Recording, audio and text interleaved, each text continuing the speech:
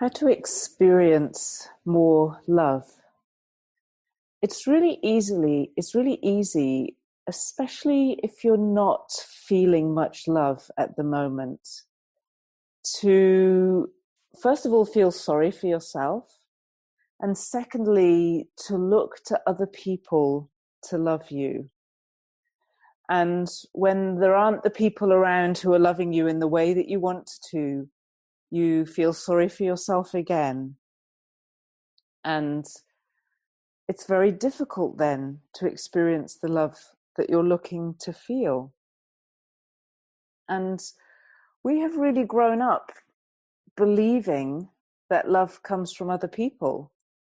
And we've grown up on the whole culturally with this deep underlying message that in order to deserve love, you need to be the right person. So you need to be beautiful, you need to be the right shape, you need to be the right personality, you need to be the right character, possibly also you need to have the right money, you need to do the right work.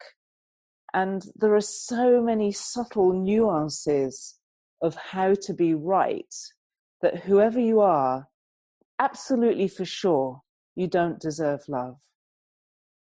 And then at a much deeper level, we've got the cultural and religious understanding about love, which is generally that you need to be a good person, a little bit different from the media version of love. Here you need to be a good person, you need to be a moral person, you need to be an unselfish person, possibly you need to suffer a lot in this lifetime. For some people even, it may be that if you suffer enough this time, you may experience love after this life. There are many different versions.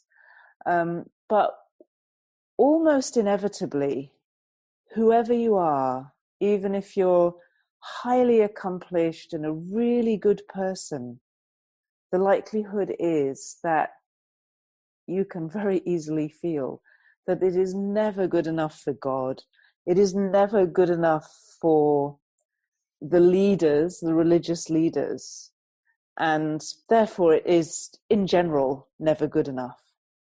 And so both at a deep spiritual and religious level, deep cultural level really, and at a much more shallow popular culture level, we are quite simply not good enough. And so we can end up on this constant chase, constant search to feel good enough for love. And then somebody comes along and shows you a little bit of love, a little bit of affection.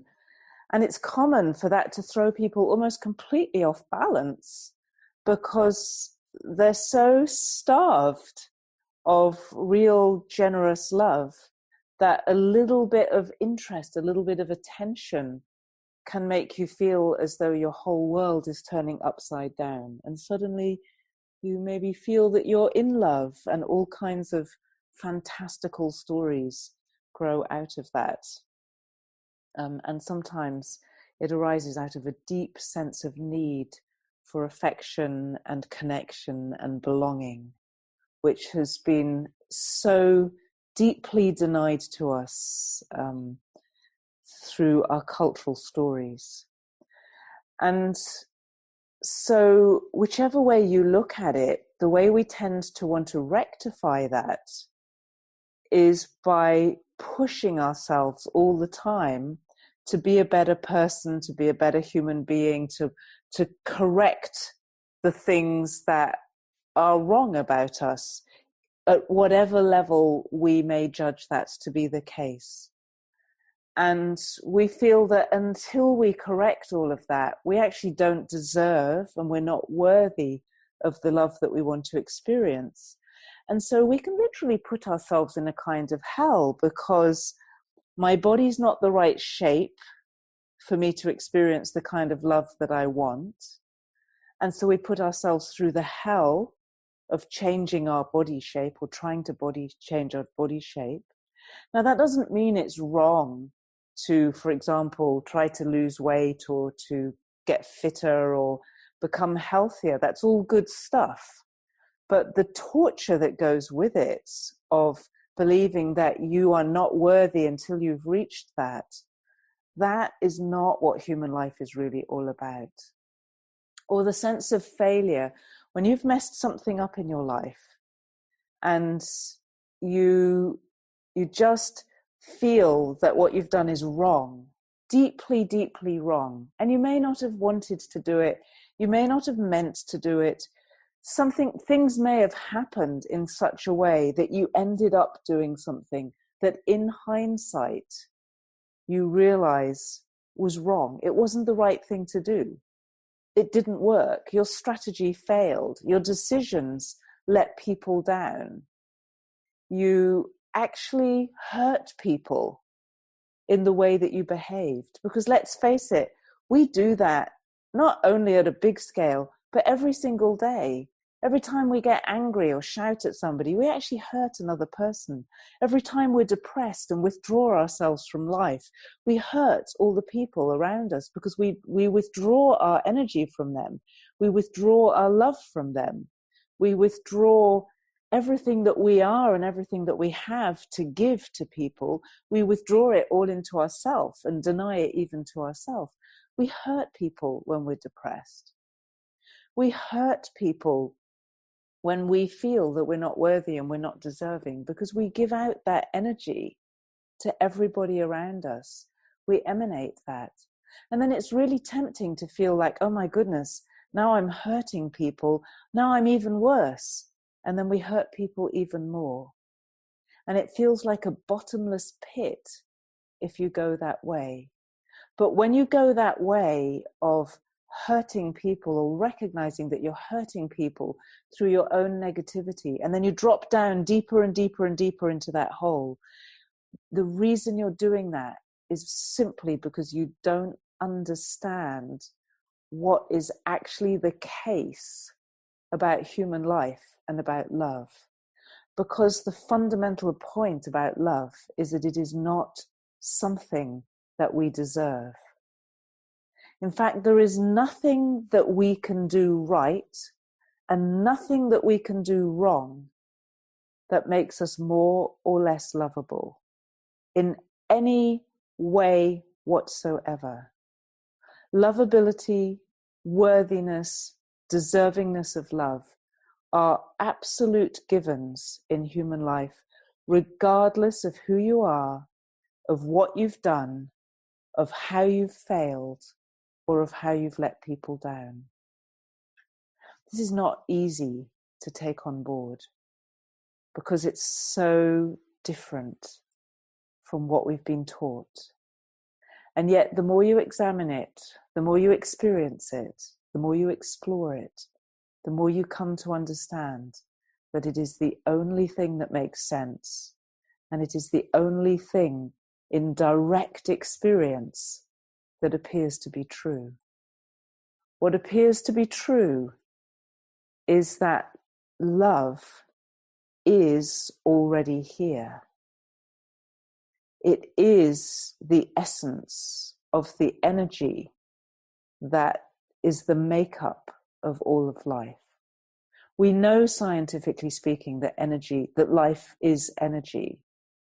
Scientifically speaking, they haven't yet figured out that energy is love.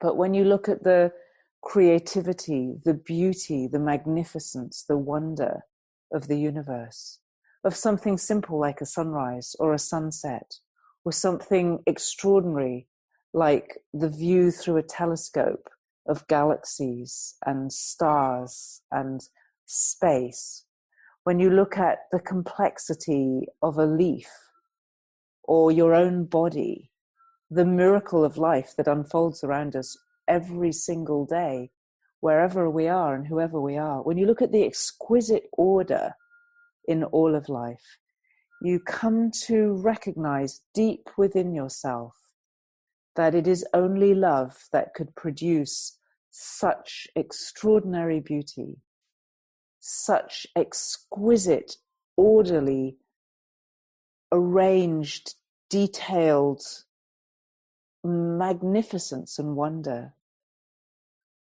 It is only love that could produce the circumstances of our life. It's hard to appreciate this when you're not feeling it. But I really encourage you, if you're not feeling it, to open yourself up to this inquiry and to this exploration, because without that, there really is no hope in life. There is no way forward. Life actually makes no sense whatsoever, and it descends into a kind of chaos and despair and bleak hopelessness. Because if you have to deserve love, even if you're quite a good person, and even if you haven't messed up your life very much, there is no way, honestly, that you could deserve as much love as you'd like to experience. You may be able to deserve a little bit by straining yourself to be a good person, by trying hard, by being a martyr, by sacrificing yourself, by doing the right thing strictly and challenging yourself to be disciplined and be a good father and be a good husband and be a good employee or employer and earn the right amount of money and be a good citizen. And we put these strictures on ourselves. And it's not that there's anything wrong with being a good father and being a good husband and being a good citizen and all of that. Of course, that's all good. But it's so different when you do all of those things as an expression of love, not to try to get love or to deserve love. It completely turns things on its head. So how do we turn that around when our culture is so steeped in this misunderstanding about love? The only way that I really know to do that is to explore it, explore what is the nature of love, really, in a very, very open-hearted way. And instead of exploring what's wrong with me, what's wrong with you, what have I done, how have I messed things up, explore what is love, really. Where is love? How do I get to experience more love regardless of whether I deserve it or not? Because simply admit to yourself, wherever you are in your life, that more love would be a beautiful thing.